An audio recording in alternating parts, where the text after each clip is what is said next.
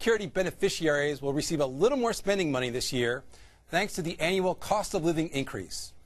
According to the Social Security Administration, the average single beneficiary will get $21 more each month, or $34 for couples.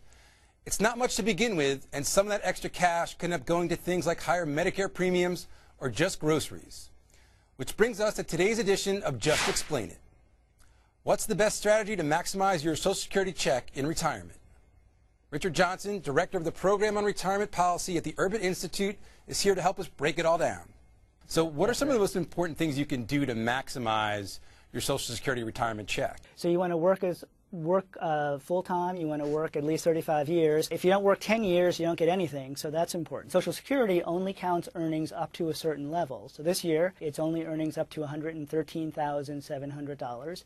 Anything you earn above that is not taxed. What really matters in terms of how much Social Security benefits you get is when you choose to start collecting your benefits. What's the best strategy to do that then? Should you wait as long as possible? Waiting as long as possible is good. So you can start collecting as early as 62, but the full retirement age for people who are now in their 60s is age 66. If you choose to retire at 62 instead of 66, you're going to get only 75% of your full benefits.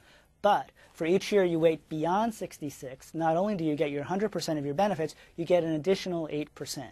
So if you can hold out to age 70, you're going to get 132% of your full benefits. By retiring at age 70 instead of age 62, you're going to get 76% more in your monthly paycheck than you otherwise would. What's the best way for couples to maximize their benefits? Well, now for couples, it's a little more complicated. Once your spouse has started to receive benefits, you can claim on your spouse's record.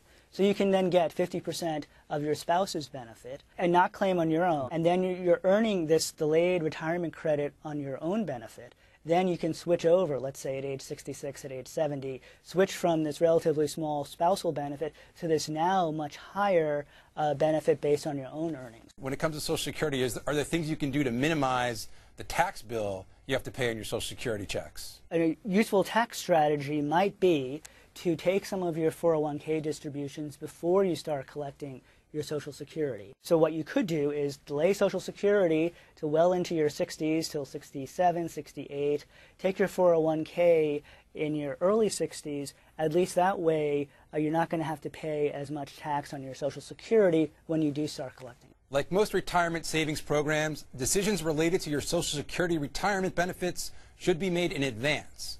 How and when you claim benefits will help to maximize the check you'll receive in retirement.